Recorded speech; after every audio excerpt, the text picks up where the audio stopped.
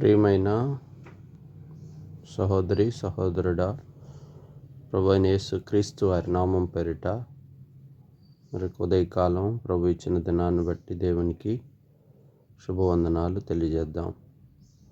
ఈ ఉదయకాలము పరిశుద్ధ గ్రంథంలో నుంచి యోహాను సువార్త 2వ అధ్యాయము 5వ వచనాన్ని ధ్యానాంశంగా తీసుకుందాం.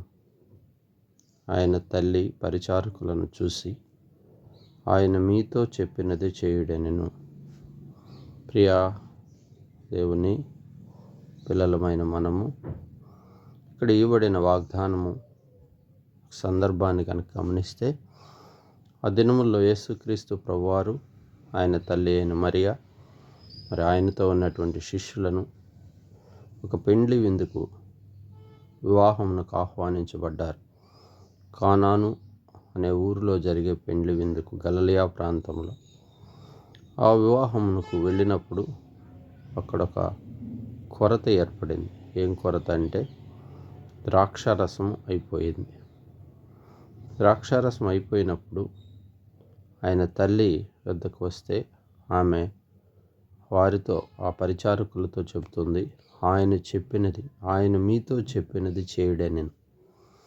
ఆయన అనగా యేసుక్రీస్తు ప్రభువారు వారితో చెప్పినది చేయడని చెప్పాను. చూడుము ప్రియ సహోదరి సహోదరుడా, ఈ దినకాలపు వాగ్దానాంశంలో ఆయన చెప్పినది చేయుట.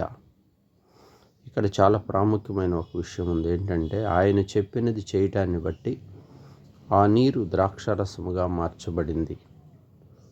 మరి యేసుక్రీస్తు ప్రభువుల వారు ఉన్న దినముల్లో మొట్టమొదటి సూచక్రియ అద్భుతం జరిగింది.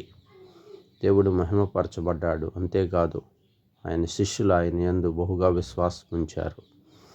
ఆ ద్రాక్షారసపు పెండ్లి విందు ప్రధాన యాజకుడు కూడా మరి ఆశ్చర్యపోయేంతగా, మరి అక్కడ ఉన్నవారు ఆశ్చర్యపోయేంతగా గొప్ప కార్యం జరిగింది. మొదట సహజంగా పెండ్లి విందులో మొదట మంచి ద్రాక్షారసం ఇచ్చి తుదకు కారు ద్రాక్షారసం అనగా నీరు కలిపిన ద్రాక్షారసం ఇస్తారు, జబ్బు ద్రాక్షారసం.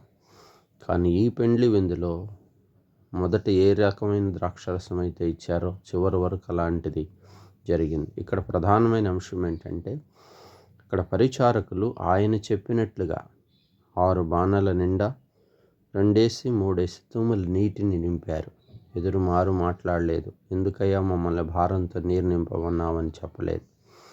చూడుము ప్రియ సహోదరి సహోదరుడు, మన జీవితాల్లో కూడా దేవుడు ఆ గొప్ప కార్యాలు, ఆ ఆశ్చర్య కార్యాలు, ఆ అద్భుత కార్యాలు, ఆ మంచి సూచక్రియలు మన జీవితాల్లో కూడా ప్రభు నామం పేరిట జరగాలంటే మన జీవితంలో కూడా మనతో ఆయన చెప్పినది అనగా ఆయన లేఖనాల ద్వారా, ఆయన స్వరం ద్వారా, ఆయన మనతో మాట్లాడిన మాట ప్రకారం, ఆయన చెప్పిన మాట ప్రకారం మనం చేసేవారము ఉండాలి. అనగా ఆయన చిత్తానుసారముగా, ఆయన ఇష్టానుసారముగా, ఆయన ఉద్దేశ ప్రకారము, ఆయన తలంపు ప్రకారము మనము జరిగిస్తూ ఉంటే దేవుడే మన జీవితాల్లో గొప్ప సూచక్రియలను, అద్భుతములు చేసి ఆయన నామానికి ఆయన మహిమ తెచ్చుకొని మన జీవితాల్లో కూడా విశ్వాసములో మనం బలపడేటట్లుగా ఆయన చేయగలడు.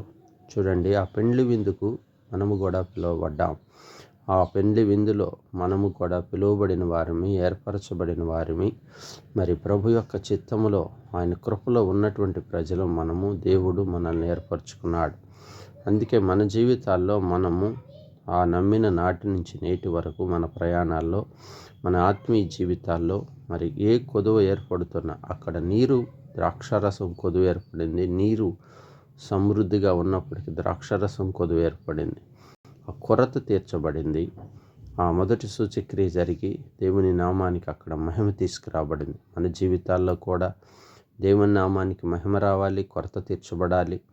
అనేకులు యేసునందు విశ్వాసం ఉంచి సంతోషించే క్రియ జరగాలంటే మనము దేవుడు చెప్పిన మాటల చొప్పున నడుచుకునే వారముగా, ఆయన చెప్పినది చేసే వారముగా మన జీవితాల్లో ఉంటే దేవుడు మరి మన జీవితాల్లో కూడా మహిమ కార్యాలను చూసి, ఆయన నామ మహిమార్థమై అనేక క్రియలను మనం భూమి మీద చూసి సంతోషించే వారముగా ఉండే అవకాశం ఉంది. ప్రార్థన చేసుకుందాం. పరిశుద్ధుడా, ప్రేమ నమ్మకమైన తండ్రి, ఆ దినముల్లో మరి గలిలయలో జరిగిన కానా పెండ్లి విందులో మీరు చేసిన ఆశ్చర్యకార్యం ఎంత గొప్పది. మీ నామానికే మహిమ తెచ్చుకున్నారు. అందును బట్టి శిష్యులని యందు విశ్వాసం ఉంచగలిగారు.